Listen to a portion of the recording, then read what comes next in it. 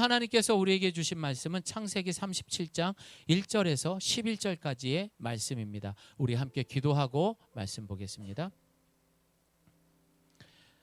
말씀으로 이 땅에 오신 주님, 죄인인 우리를 예배의 자리로 불러주시니 감사합니다.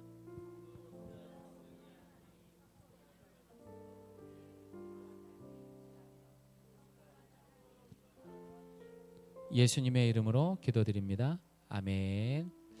그리고 오늘 말씀 되면은 잔디 집사님은 사모님 옆에서 함께 저희 이 온라인 예배에 대해서 많은 분들이 이제는 하지 말라고들 많이 권면을 하세요. 그래서 송출이 되다가 뭐 끊겨도 어쩔 수 없는 거고, 그런 부분보다 여기에 있는 분들에게 좀 최선을 다하기로 했습니다. 그래서 우리 잔디 집사님도 말씀 시작될 때는 무조건 자리에 앉으셔서 메모하면서 말씀에 경청해 주시기 바랍니다. 자, 우리 한 절 한 절 교독하겠습니다. 37장 1절에서 1절입니다.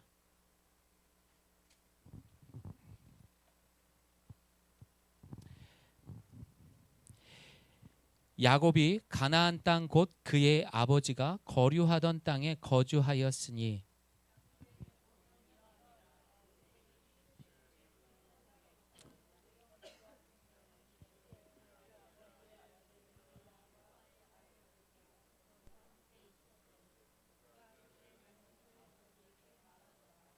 요셉은 노년에 얻은 아들이므로 이스라엘이 여러 아들들보다 그를 더 사랑함으로 그를 위하여 채색 옷을 지었더니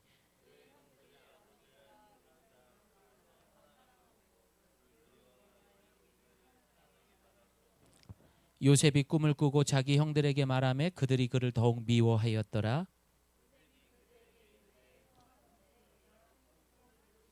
우리가 밭에서 곡식단을 묶더니 내 단은 일어서고 당신들의 단은 내 단을 둘러서서 절하더이다.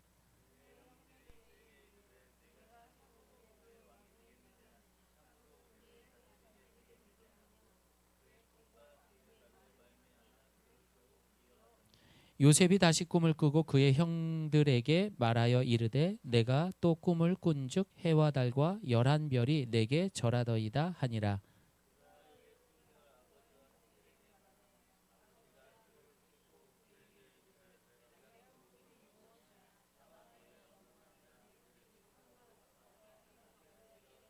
함께합니다. 그의 형들은 시기하되 그의 아멘. 그냥 말씀을 오늘까지 준비했는데 이제 마지막입니다, 여러분. 성경책 가져오셔가지고 말씀을 보도록 하겠습니다. 이렇게라도 하지 않으면은 정말 한 주 동안 성경책을 절대 안 피는 분들이 있어가지고 그래서 이렇게 해서 했습니다.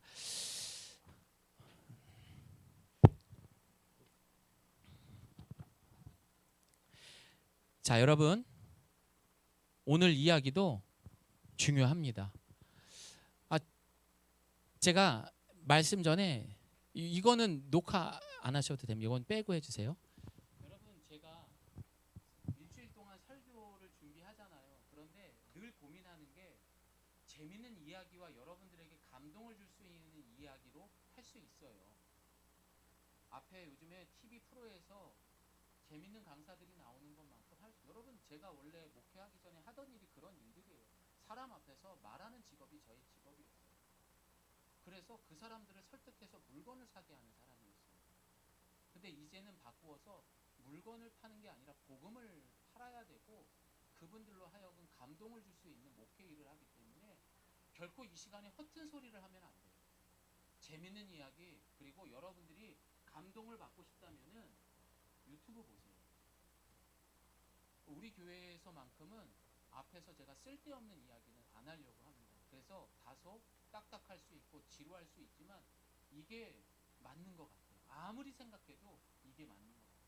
그러니까 여러분들 이해해 주시고 요 한 3-40분 동안 잘 경청해서 잘 들어주시기를 바랍니다. 아시겠죠? 여러분, 성경의 핵심은요, 하나님의 주권적인 구속사 이야기입니다. 뭐라고요? 구속사 이야기예요. 이제 제가 구속사라는 이야기가 나올 때마다 여러분은 이 그림을 기억하시면 됩니다. 죄에 빠져 있는, 마치 물에 빠져 있는 사람을 누군가가 우리를 건져주시는 거예요. 이게 구속사라는 거예요. 그래서 신앙생활을 한다는 것은, 여러분 여기 볼게요. 신앙생활을 한다는 것은 하나님께서, 여러분, 내가 하나님을 선택하고 하나님께 찾아왔습니다. 이 예배의 자리로 왔습니다. 그 이야기가 아닙니다. 신앙생활은요, 하나님이 우리를 미리 선택하시고 그 하나님이 우리에게 찾아오신 사건을 우리가 아까 봤던 그 영상처럼 수많은 퍼즐의 성경 이야기를 맞추어가는 것이 신앙생활이라는 거예요. 그 구원의 시작을 처음 보여주고 성경적 그 구속사적 스토리의 모형을 바로 이 처음에 나오는 창세기를 통해서 우리에게 말해주고 있는 겁니다. 자, 구속사는 뭐라고요? 이 그림을 항상 생각하시면 돼요. 하나님께서 죄에 빠진 우리를 건져내는 이야기. 이게 성경에 다 있는 거예요. 자, 그런데 마치 이 수많은 우리가 아까 보셨던 그 퍼즐들 있잖아요. 그러면 제일 먼저 그 퍼즐에 뭘 맞춰야 된다고 그랬죠? 테두리를 맞춰야 된다고 그랬잖아요. 그 테두리를 먼저 맞히는 그 부분이 바로 창세기의 이야기에 해당하는 거예요. 그래서 성경을 읽을 때 창세기를 바로 이해할 수 있어야 됩니다. 이 여러분들 창세기에 큰 4명의 기둥이 나옵니다. 첫 번째 누가 나오죠? 아브라함이 나오죠. 아브라함의 아들 누구죠? 이삭이 나오죠. 그리고 그의 아들 누구죠? 이희국입니까?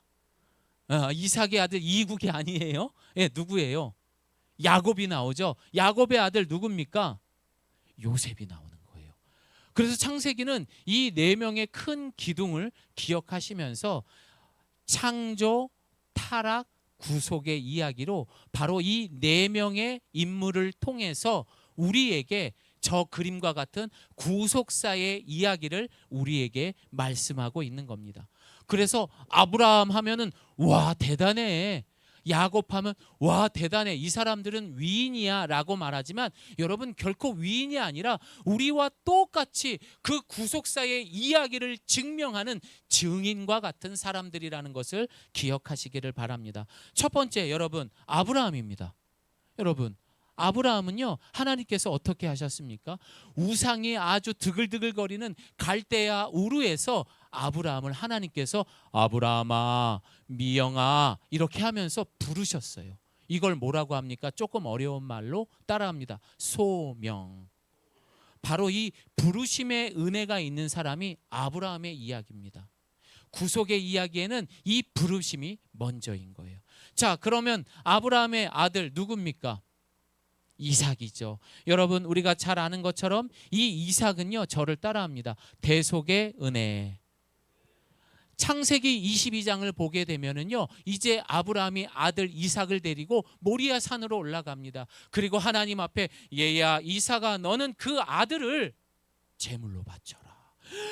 이걸 어떻게 해요? 하면서, 하지만 아브라함은 믿음으로 순종할 때에 하나님께서는 미리 준비하신 어린 양을 통하여 대신 대속의 은혜가 무엇인지 바로 이 이삭을 통해서 보여주셨습니다. 세 번째로 이삭의 아들 누구입니까? 야곱. 야곱은 따라합니다. 하나님의, 따라해봅니다. 하나님의 주권적 성화의 은혜. 32장에 보게 되면은요, 야복강에서 지금 보시는 것처럼 야곱과 천사, 하나님과 씨름을 하게 됩니다. 거짓과 욕심 속에 살아갔던 그 야곱의 인생, 예, 야곱아, 너는 더 이상 야곱이 아니라 이스라엘이야 라고 하면서 하나님은 그 주권적으로 그의 인생의 삶을 이제 거룩한 성화의 삶으로 거두셨던 것입니다. 마지막으로 오늘 본문의 주인공인 누구입니까? 요셉. 자, 저를 따라합니다. 섭리의 은혜. 결국에는 애굽의 총리까지 이 요셉을 인도하십니다. 여러분 요셉이 어떤 인물입니까? 처음에는 채색 옷을 입고 잘 나가는 줄 알았어요. 하지만 형들로 인하여서 얼마나 많은 고통을 당하고 고난을 경험하게 됩니까? 그러나 하나님께서는 그의 보이지 않는 손길을 통하여, 섭리를 통하여서 그를 총리의 자리까지 인도하셨던 것입니다. 마치 이 모습은 우리의 고난고, 우리의 악마저도 하나님께서는 선으로 바꾸어서 백성을 끝까지 지켜주시는 하나님의 보이지 않는 손길, 바로 섭리의 은혜에 대해서 우리에게 말하고 있는 겁니다. 사랑하는 성도 여러분, 성경 66권 전체와 창세기의 모든 역사를 관통하는 바로 그 이야기가 로마서 11장 마지막 끝절에 나와요. 여러분, 로마서의 이야기는요, 1장에서 11장까지는 야, 복음이 뭔 줄 알아? 하면서 복음에 대한 이야기를 정리하는 거예요. 여러분, 복음이 뭐예요? 구속사에 대한 이야기예요. 그럼 그 이야기, 이 이야기에 정리된 내용이 뭡니까? 시작. 이는 만물이 주에게서 나오고 주로 말미암고 주에게로 돌아감이라. 그에게 영광이 세세에 있을지어다. 다시 말해서 지금 이 로마서를 기록한 바울이 강조하고 또 강조하는 것은, 야, 희구가, 야, 영민아, 너희들의 공로로 너희들이 노력하는 그 행위를 통해서 0.001%도 너희들이 구원에 이룰 수 없을 거야. 이 말은 뭡니까? 세상에 우리가 썩어 없어질 것 같은 것들을 통해서 구원받을 수 있는 것은 아무것도 없는 거예요. 오직 이 만물이 시작되기 전부터 시작하신, 무에서 유를 창조하신 오직 그 하나님, 여호와 하나님만이 우리를 구속하시는 구속사의 본질이 된다, 그 얘기를 하는 거라고요. 그래서 이제 그 복음을 믿는 너희들은 어떻게 살아야 돼? 로마서 12장 1장을 보면 뭐라고 합니까? 니네들 세상을 본받지 말고 예배 드리는 것처럼 살아야 돼. 그렇게 이야기가 시작되는 거예요. 여러분, 오직 구원은 우리가 읽은 이 말씀처럼 만물이 주에게서 나오고 주로 말미암고 주에게로 돌아감이라. 그래서 우리는 평생 하나님께 영광 돌릴 수 있는 하나님의 백성들 되기를 소망합니다. 여러분, 결국에 이 구약의 이야기는요, 이 모든 구속사적 사건은 이제 뭡니까? 구약의 이야기는요, 저를 봅니다. 예수 그리스도가 탄생하기 전에 이 예수님이 누구인지를 미리 보여주는 모형을 이 구약에서 말해주고 있는 거예요. 아직 오시지는 않았지만 너희들의 진짜 메시아가 예수님이야, 이걸 보여주기 위한 모형인 겁니다. 그리고 신약 성경으로 가서 그 예수님이 이 땅에 오셨을 때 십자가의 사건과 부활을 통해서 이제 죄와 사망에서 완전히 부활하시면서 그 구속의 은혜를 완성하신 거예요. 누구를 통해서? 예수님을 통해서. 사랑하는 여러분, 이제 창세기의 마지막 인물, 바로 이 요셉의 이야기를 통해서 보여주시는, 보이지 않는 하나님의 손길. 여러분, 보이지 않는 손길이 뭐라고요? 따라합니다. 섭리. 바로 이 섭리의 은혜를 통해서 혹시라도 지금 우리의 고난도 어려움도 하나님께서는 그 섭리의 은혜로 우리의 삶을 역전시켜 주시는 하나님이라는 것을 믿으시기를 바랍니다. 아멘. 자, 오늘 본문은요, 첫 구절을 보게 되면은 야곱이 가나안 땅에 거주했다라고 본문은 시작하고 있습니다. 이는 왜 그렇습니까? 앞장에 36장에 보게 되면은 여러분, 누구의 이야기가 나왔었죠? 형 에서에 대한 이야기가 나왔어요. 족보가 화려하게 나옵니다. 어떤 족장들이 나오고 왕들이 나왔으며 에서는 어마어마하게 화려합니다. 그런데 문제는 뭡니까? 에서는 하나님이 약속한 가나안 땅에 가라고 했을 때 가지 않고 세일이라는 땅으로 가게 됩니다. 하지만 야곱은 하나님의 약속의 땅인 가나안 땅에서 하나님의 말씀대로 살았습니다. 그 대조적인 것을 말하기 위해서 야곱이 가나안 땅에 거주했다라고 본문이 시작되는 거예요. 그런데 여러분, 오늘 본문 2절을 보게 되면은 어떻게 시작해요? 야곱의 족보다라고 말합니다. 근데 야곱의 족보라고 말하는데 오늘 우리가 본문을 쭉 읽어보니까 야곱의 이야기가 많이 나옵니까? 요셉의 이야기가 많이 나옵니까? 요셉의 이야기가 많아요. 맞아요. 우리 차현미 성도님 잘 읽어주셨네요. 요셉의 이야기가 나와요. 아니, 목사님, 야곱의 족보라고 말했는데 왜 요셉의 이야기만 나오는 거죠? 자, 여기를 보세요. 여러분, 그 이유는요, 야곱이 어떻게 살았다 그 이야기를 말하는 것이 아니라 야곱의 아들, 바로 그 후손들에는 12지파가 있습니다. 12명의 아들을 통해서 하나님의 그 구원에 대한 언약이 어떻게 이루어지는가에 대한 그 기초가 누구를 통해서 요셉이 핵심이 되기 때문에 오늘 본문은 야곱의 족보이지만 바로 핵심되는 요셉의 이야기를 통해서 그 이야기를 보여주고 있는 것입니다. 성경이 요셉의 이야기를 이렇게 써내려간 이유는요, 많은 주일학교에서도 그렇고요, 또 우리가 어린 시절 들었던 설교에도 보면, 자 여러분들, 우리도 요셉과 같이 하나님의 꿈을 크게 잘 꾸고 그것을 믿었을 때 요셉처럼 성공할 수 있습니다. 여러분, 그 이야기일까요? 이런 성공 스토리를 전하기 위한 것이 아니라는 겁니다.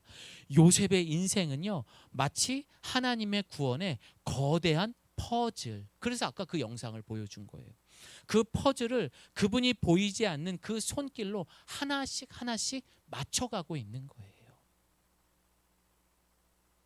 그래서 요셉이 꾼 그런 꿈도 개인의 야망이나 비전이 아니라 훗날 이 땅에 오셔서 고난 받으시고 세상을 구원해 주실 바로 예수 그리스도를 미리 보여주시는 그 모형을 요셉의 인생을 통해서 또한 보여주고 있는 것입니다. 어쩌면 우리 성도의 인생에는요, 예측할 수 없고 피할 수 없는 그런 고난들이 오게 되어 있더라고요. 제가 늘 말하잖아요. 매주 수요일마다 병원 갈 때마다 내가 왜 이렇게 아픈지 모르겠어요. 나는 너무 억울해요. 진짜 내 가정을 위해서 열심히 산 거밖에 없는데 왜 내가 이렇게 아파야 돼요? 목사님, 저 좀 살려주세요. 물론 나의 잘못인 사람들도 있습니다. 내 몸 챙기지 않고 그것을 막 낭비한 사람도 있지요. 하지만 여러분, 오늘 본문의 요셉을 보면은요, 요셉은요 누명도 많이 쓰고요, 참 다른 사람 때문에 억울하게 고난이 있는 사람도 있습니다. 요셉처럼.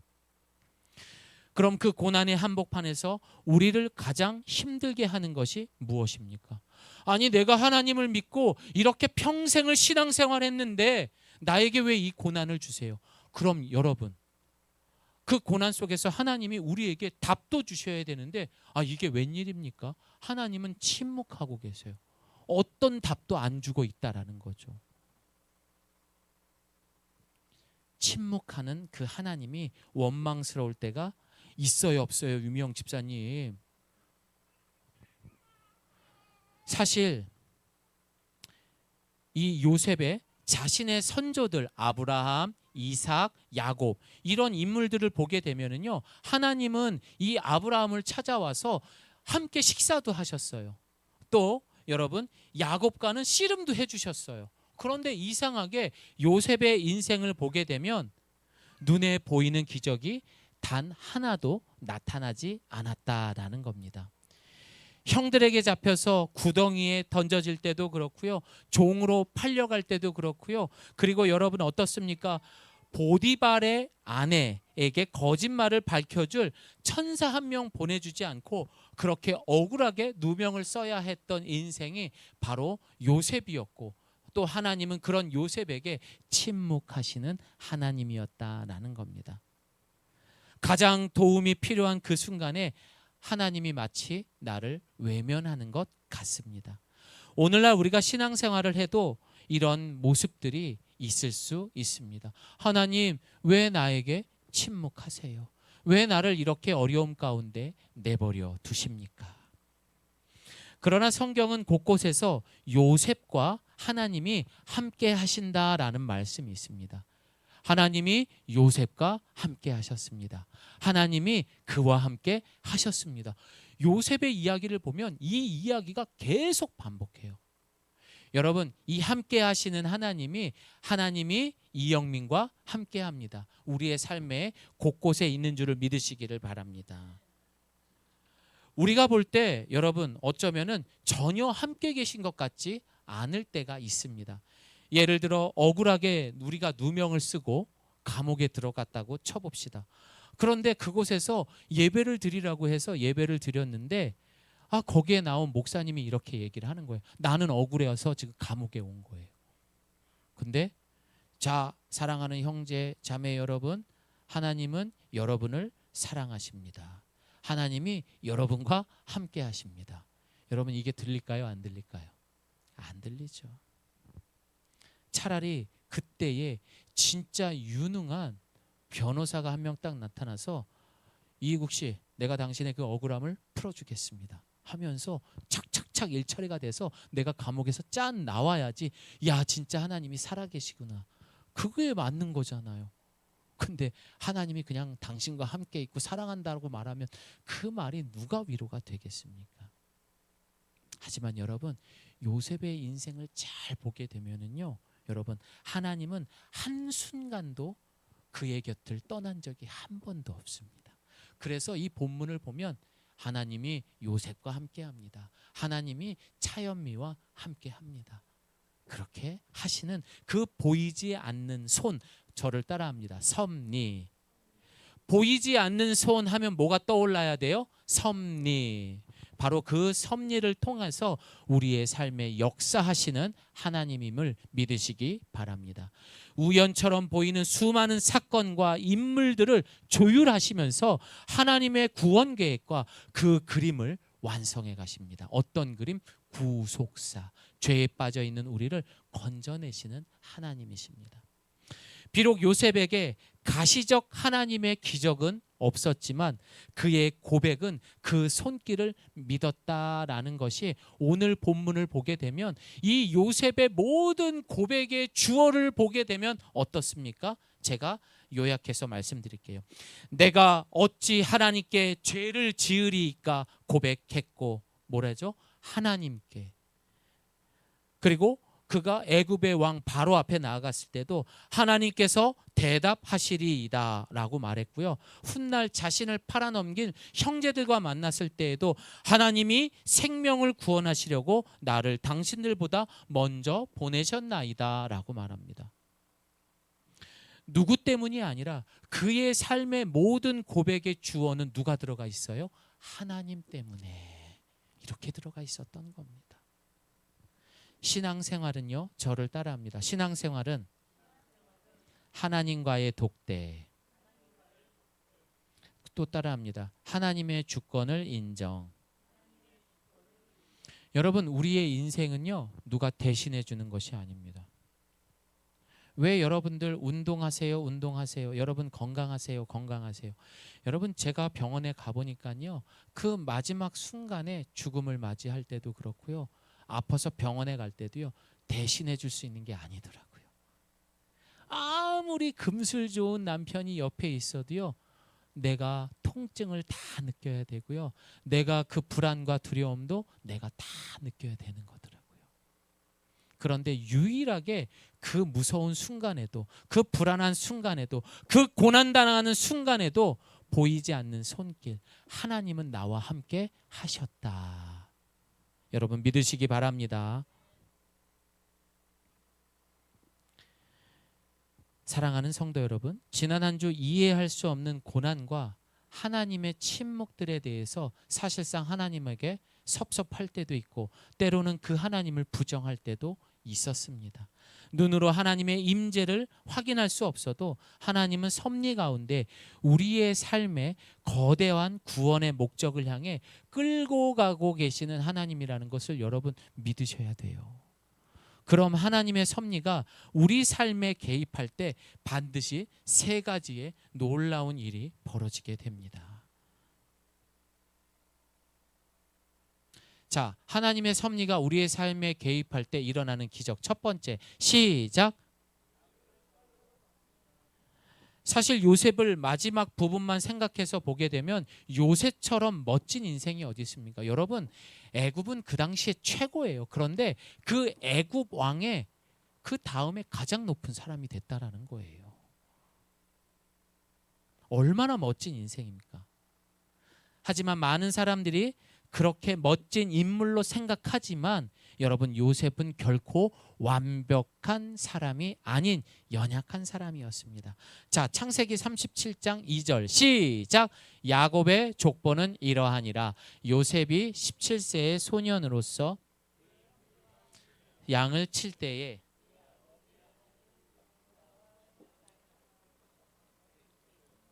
그가 그들의 잘못을 아버지에게 말하더라. 여러분 요셉은요 아버지의 첩이었던 누구라고 나와 있죠? 누구야 누구? 첩 누구 이름이 나왔어요? 비라. 그리고 또 누구예요? 실바의 아들들과 함께 있었다고 말하고 있습니다. 그런데 그들의 잘못을 지금 요셉이 누구에게 일렀어요? 아버지에게. 여기에 보면은 그들의 잘못을이라고 말하고 있습니다. 성경은 여기서 단순히 이것을 고자질 정도로 말하고 있는 것이 아닙니다. 원어를 보게 되면 이 잘못을이라는 것은요, 여러분 뭐라고 나온 줄 아세요? 악평이라고 말합니다. 진짜 나쁜 거, 악평, 악한 말, 이렇게 원어는 말하고 있다라는 것이죠. 다시 말해서 지금의 요셉의 상태는 어떤 상태예요? 악한 상태예요.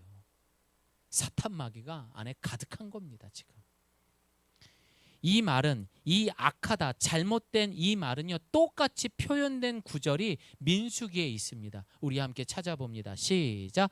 이스라엘 자손 앞에서 그 탐지한 땅을 악평하여 이르되 우리가 두루 다니며 탐지한 땅은 그 거주민을 삼키는 땅이요 거기서 본 모든 백성은 키가 큰 자들이며.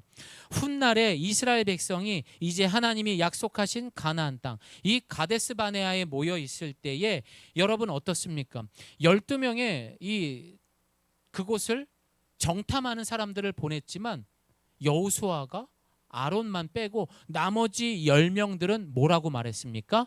악평했다라고 말하는 거예요. 똑같은 표현이에요. 즉 요셉 안에는요 첩의 자식들을 차별하고 있는 마음, 이미 차별하고, 에이 저희 첩의 자식들, 이런 못된 마음을 갖고 있었던 거고요. 자신은 옳고 너는 첩의 아들이고 천하니까 심판받아도 돼, 그런 마음으로 지금 아버지에게 고한 거예요. 그러니 이 요셉이 얼마나 악한 모습입니까? 자기중심성이 있는 교만한 악의 모습이었다라는 것을 알 수 있습니다. 남이 불법을 저지르면 단번에 신고하고 벌주고 싶어 하지만 정작 나 자신의 허물을 보지 못하는, 어쩌면 지난주 한 주간의 우리의 모습과 똑같을지 모릅니다. 차유미 성도님, 운전하기 요즘 쉽지 않죠. 그런데 가끔씩 운전하다가 막 나한테 크락션 울리고 막 무섭게 막 그런 사람들이 있어요, 없어요? 다행이네요. 그 차유미 성도님이 이쁘셔서 그런 거예요. 자, 그런데요, 저는요 운전하다가 그런 시절들이 있었어요. 자동차를 운전할 때, 그런데 그 소실적을 생각하지 못하고 운전할 때 갑자기 막 끼어들고 막 이런 사람들을 보면 에이 막 이러면서 화가 날 때 있습니다. 그럼 제 아내가 애들도 탔는데 그렇게 운전하면 되냐고 막 뭐라 그래요. 그런데 따지고 보면 내가 혼자 운전할 때 저 사람들처럼 하지 않고 정직하게 운전하셨습니까? 이국 성도님? 교통법규 다 지키면서 운전했습니까? 이영민 집사님? 김전 집사님 그랬어요? 지금 늦었어 막 우와 막. 또 불의한 인간을 보면 솔직히 여러분, 우리가 뭐 정치 이야기도 그렇고요, 뉴스를 보면은 저런 막 이렇게 말하지만 우리 한번 솔직히 내 자신을 돌아봤을 때 나는 그런 생각 안 해봤습니까? 우리도 똑같은 인간들이라고요. 우리가 마치 하나님 되어서 그들을 심판하고 있는 하나님처럼 되고자 하는 마음들이 다 있었던 거죠. 그런 악한 마음이, 요셉이 갖고 있던 그 악한 마음이 우리 안에도 있다라는 거죠. 여러분, 그 판단은 내가 아닌 하나님이 할 수 있기를 소망합니다. 유미영 집사님, 예. 왜 갑자기 표정 찔려서 그러신 건 아니죠? 예, 우리 그 집사님한테 그냥 얘기한 건데 너무 놀라셔가지고, 예. 이런 요셉의 모습에 형들은 더 큰 악으로 이제 또 반응하게 됩니다. 여러분, 내가 악하게 하면 또 상대방도 나한테 악으로 하잖아요. 그리고 충돌이 일어나잖아요. 그러면 진짜 살인까지도 일어나는 거더라고요. 지금 그 이야기가 오늘 본문에 나오고 있는 겁니다. 세상은 이렇게 악과 악이 충돌하면서 서로를 파멸합니다. 요셉, 너희 인간, 네가 감히 그렇게 아버지에게 일렀지? 나도 너를 가만 안 둘 거야. 결국 어떻게 합니까? 요셉을 죽이려고 하지 않습니까? 하나님은 형들의 죄악마저도 요셉을 애굽의 총리로 세우시는 그러나 그런 악한 상황에서도 하나님은 그런 요셉의 일생을 그렇게 애굽의 총리까지 세우시는 데에 도구로 삼으시고 그 보이지 않는 손길을 우리에게 보여주고 있습니다. 여러분, 인간이 쌓아올린 악의 구덩이를 하나님은 은혜의 통로로 역전시켜 주시는 하나님입니다. 결국 요셉은 벼랑 끝같이 몰리지만 하나님은 건져주시는 하나님이란 이야기예요. 창세기 50장 20절 말씀 우리가 함께 읽겠습니다. 시작.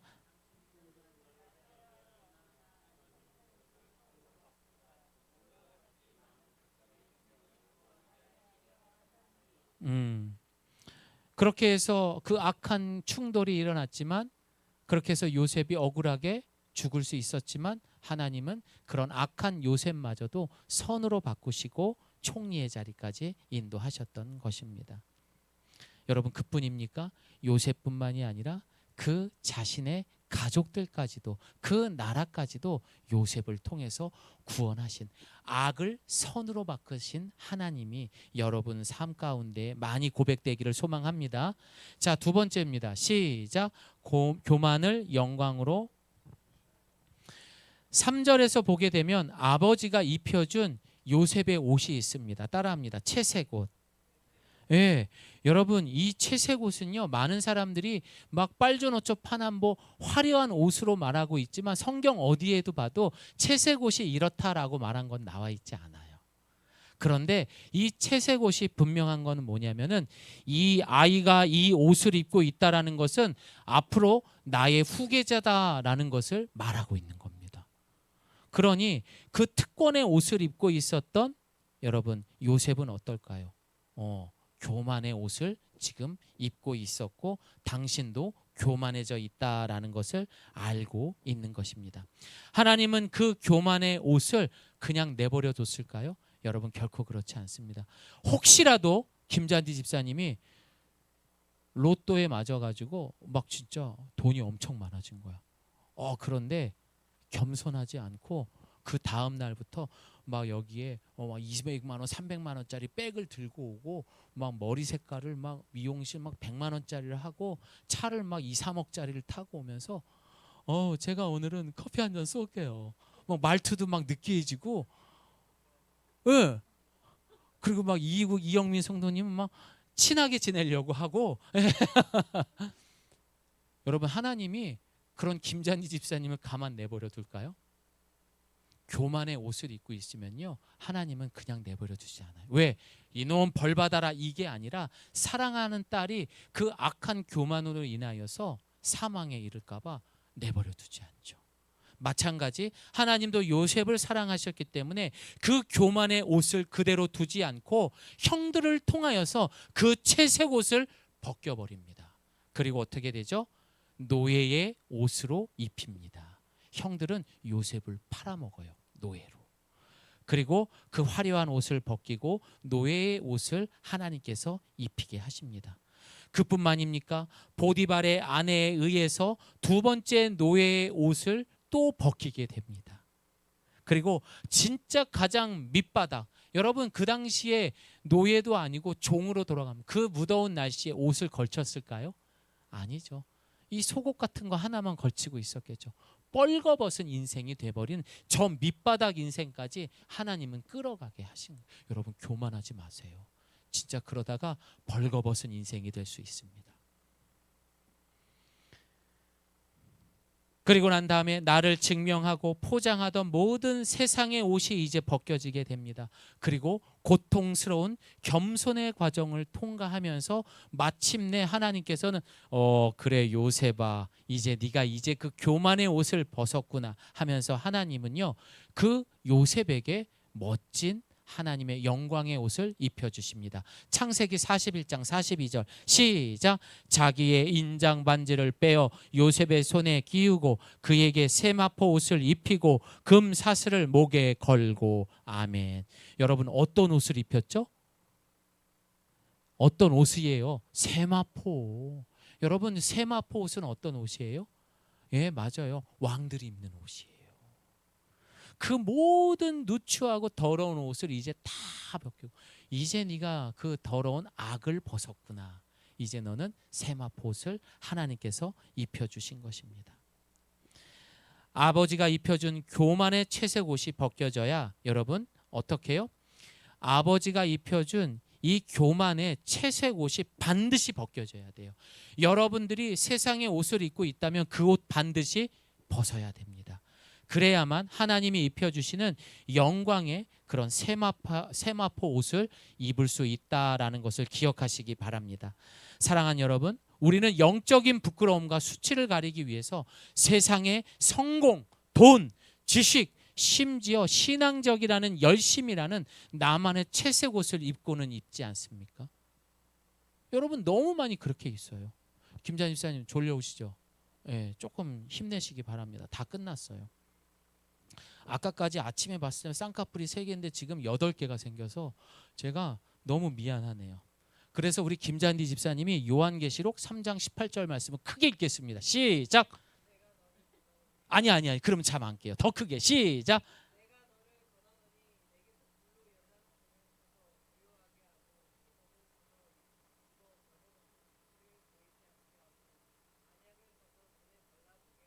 네, 안약까지 발라보래요. 여러분 그 이야기는 졸려서 안약을 바르라는 얘기는 아닙니다. 예, 여러분 이 요한계시록에 나온 이 말씀은요, 당시에 이 라오디게아라는 소아시 지역에 손꼽히는 굉장히 풍요로운 도시가 있었습니다. 여기는 엄청난 상업 도시였습니다. 다시 말해 성도들이 너무 풍족하다 보니까 이들은 착각하고 살았습니다. 그런데 겉으로는 되게 화려하고 풍족했지만 그들의 속은 어땠습니까? 굉장히 비참하고 메마른 삶을 살았다라는 것을 역설적으로 말하고 있는 본문의 이야기인 거예요. 즉 여러분 금이 있으면 뭐하냐 그 얘기하는 겁니다. 그 내면은 너무나 너희들이 가난한데 좋은 옷을 입으면 뭐하냐, 실상은 벌거벗은 삶을 살고 있는데 눈을 고치는 안약을 팔고 있는데 정작 영적으로 하나님 나라를 보지 못하는데 그게 무슨 소용이 있느냐. 지금 이 요한계시록 말씀이 그 이야기를 하고 있는 겁니다. 결국 예수 그리스도의 흰 옷을 입는 자만이 하나님이 입혀주시는 그 뭡니까? 세마포 옷을 입는 자만이 우리의 그 불쌍한 수치를 가려줄 수 있다라는 것을 기억하시기를 바랍니다. 오늘 이 시간 이후에 여러분이 입으려고 했던 채색 옷을 십자가에 못 박고 하나님께서 허락하신 예수님이 입혀주신 의의 옷을 입을 수 있는 저와 여러분 되기를 소망합니다. 마지막 3번째입니다. 하나님의 꿈을 현실로. 시작. 하나님의 꿈을 현실로 바꾸신다. 요셉이 대표적인 꿈을 보게 되면 곡식단에 대한 꿈을 꾸게 되고요, 해와 달에 대한 꿈을 꾸게 됩니다. 그런데 이 꿈을 꾸었을 때 요셉이 하나님이 주신 꿈이라고 너무 확신을 갖고 형들에게 이야기했을 때 여러분 형들은 어떻게 했을까요? 질투를 불러일으키죠. 그리고 형들은 그 꿈을 짓밟기 위해 어떻게 합니까? 짜증이 나서 너희 요셉 내가 너를 반드시 죽이겠다라고 합니다. 자, 우리 함께 창세기 37장 8절 다 같이 읽겠습니다. 시작. 그의 형들이 그에게 이르되 네가 참으로 우리의 왕이 되겠느냐, 참으로 우리를 다스리게 되겠느냐 하고 그의 꿈과 그의 말로 말미암아 그를 더욱 미워하더니. 여러분 이 형들의 마음은요, 단순히 꿈의 이야기를 했다고 해서 여러분 속상한 게 아니에요. 이 형들은 어렸을 때부터 그 채색 옷을 입고 있었던 요셉은 아버지조차도 우리를 버리고 편견을 갖고 있고 이 꿈의 이야기를 들어보니까 하나님이 주신 꿈이 맞거든요. 야, 이제는 하나님마저도 우리를 버리신 거야? 진짜 짜증난다. 그런 요셉이 없으면 얼마나 통쾌하고 좋을까. 그런 분노가 가득 차 있는 겁니다. 그래서 어떻게 합니까? 하나님마저도 원망하면서 그를 죽이고자 했다라는 내용인 것입니다. 여러분, 세상과 사탄은요, 하나님의 꿈과 약속을 회방하려고 합니다. 그리고 우리를 가만두지 않습니다. 요즘에 매주 토요일마다 성경 공부를 하면서 말씀으로 꿈을 꾸고 있는 분들이 있습니다. 저녁 9시면 이른 시간이 아니에요. 늦은 시간인데 10시 넘어서까지 한다고요. 근데 하나님은 그런 사람들을 예뻐하시지만 반드시 그들을 회방할 겁니다. 못 나가게 일과 이 시간을 선택하라 하면서 갈등하게 만들 것이고, 피곤함을 통해서 그 시간을 빼먹을 것이고, 많은 사건들을 만들어서 참여하지 못하게 방해할 것입니다. 여러분, 이 이야기가 요한계시록 12장 4절 5절에 또 나와 있습니다. 시작. 그 꼬리가 끌어다가 땅에 던지더라. 용이 해산하려는 여자 앞에서 그가 해산하면 그 아이를 삼키고자 하더니 여자가 아들을 낳으니 이는 장차 철장으로 만국을 다스릴 남자라. 그 아이를 하나님 앞과 그 보좌 앞으로 올려가더라. 하나님께서는 예수 그리스도를 통하여서 그토록 구약 성경에서 말했던 그 구속사에 대한 모형을 통해서 예수님이 이제 오시게 되면 그거를 완성해 주시는 것을 이루려고 했어요. 하지만 지금 본문의 이야기처럼 용이 여자가 낳은 아이를 삼키려 한다라고 말하는 건 뭐예요? 방해하려고 했다라는 겁니다. 하나님이 준비하신 이 구속사 사건을 방해하려는 것들이 있다라는 것을 이 말씀을 통해서 말하는 것입니다. 그러나 세상이, 즉 사탄 마귀가 하나님의 꿈을 회방하려 할수록 여러분, 하나님 가만히 계실까요? 아니죠. 하나님의 구원 섭리는 결코 꺾이거나 멈추지 않습니다. 설령 우리가 넘어져 자빠질지라도 야 일어나 하면서 일으켜 주시는 하나님이십니다. 형들은 요셉을 구덩이에 던지고 팔아서 노예가 되고, 또한 보디벨 장군 집에 가서 억울한 누명을 쓰고, 하지만 결국에는 어떻게 됩니까? 애굽의 총리로 세우시게 됩니다. 여러분, 지금 이 신앙생활하는 구비구비가 어렵고 힘들죠. 하지만 반드시 이영민 집사님 정상에 하나님이 세워주실 줄을 믿으시기 바랍니다. 다시 말해 예수 그리스도께서 십자가의 극심한 고난과 방해를 뚫고 부활하셔서 우리의 진짜 구주가 되시고 그 구속사에 완전하게 되셨다라고 여러분 빌립보서는 말하고 있습니다. 우리 큰 소리로 선포하며 읽어봅니다. 시작. 사람의 모양으로 나타나사 자기를 낮추시고 죽기까지 복종하셨으니 곧 십자가의 죽으심이라. 이러므로 하나님이 그를 지극히 높여 모든 이름 위에 뛰어난 이름을 주사 하늘에 있는 자들과 땅에 있는 자들과 땅 아래에 있는 자들로 모든 무릎을 예수의 이름에 꿇게 하시고 모든 입으로 예수 그리스도를 주라 시인하여 하나님 아버지께 영광을 돌리게 하셨느니라. 아멘. 결국에는 하나님 앞에 모두 무릎 꿇게 합니다. 오늘 우리가 지나가는 고난의 터널 역시 구체적으로 보이지는 않지만 하나님은 그 구속사, 그 물에 빠진 우리들을 건져주시기 위해서 그 보이지 않는 손길, 그 섭리를 통해서 우리의 현실을 통해 하나씩 하나씩 이루어 가시는 하나님. 다시 말해 그 꿈을 반드시 현실로 이루어 주시는 하나님이라는 것을 믿으시기 바랍니다. 이제 말씀을 마무리합니다. 여러분, 이 사진이 뭡니까? 예. 예범이가요 이제 기저귀를 띄었어요. 예. 여러분도 지금 보셨죠? 기저귀 띄었다니까 아이고 이런데 알거든요. 여러분, 얘가요 막 뭘 하다가도 쉬쉬하면은 막 달려와요. 그러면 아빠 엄마는 어이구 하면서 변기에 앉혀줍니다. 그리고 화장실에 앉아 있습니다. 이게 뭡니까? 어른이 되기 위해서 여러분 이런 아빠 엄마의 손길이 끊임이 없어야 된다는 거죠. 무조건 혼자서 할 수 없다라는 거예요. 부모님의 보이지 않는 그 손길이 있었고 이 손길이 쌓이고 쌓였을 때 여러분 어떻습니까? 얘가 20년 뒤에 30년 뒤에 어떤 사람이 되어 있을까요? 그건 아무도 모르는 거죠.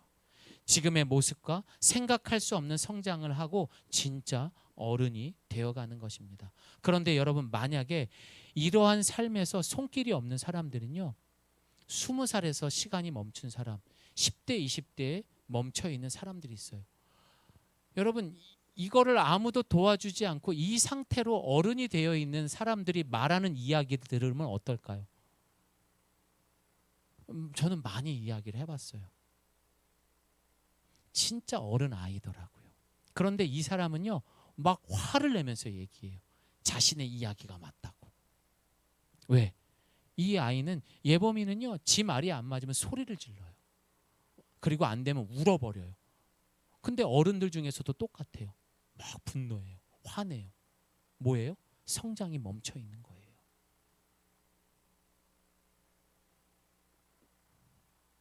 인생이란 퍼즐은요, 반드시 설명서를 가지고 있는 주님의 보이지 않는 손길이 있어야만 우리는 계속해서 성장하는 거예요. 나이가 80이 되고 90이 되면 뭐합니까? 여전히 30, 40대처럼 살아가고 있는 할아버지 할머니들이 있는데 받아들여야죠. 그런데 못 받아들이는 분들이 너무 많은 분들을 보게 됩니다. 여러분, 우리가 그렇게 하나님을 어려운 순간마다 그 보이지 않는 손길을 인정하고 우리의 삶의 주어를 하나님이 하셨습니다. 하나님과 함께 합니다 라고 했을 때 하나님은 늘 우리에게 아이고 우리 새끼 잘했네 칭찬하면서 우리를 그곳에서 건져주시고 완성된 아름다운 인생의 그림으로 우리를 만들어 주실 것입니다. 자, 우리 이제 여기를 마무리합니다. 우리 믿음으로 선포합시다. 저를 따라합니다. 하나님은 살아계십니다. 내 삶의 주어는 하나님이십니다. 이 어렵고 힘든 믿음의 경주에서 계속해서 여러분 저를 따라합니다. 우리를 위해 일하시는 하나님, 바로 그 하나님의 섭리를 통하여서 우리의 삶이 역전할 수 있는, 그리고 기적을 만들어낼 수 있는 이번 한 달이 되기를 예수님의 이름으로 축복합니다. 아멘. 우리 함께 기도하겠습니다.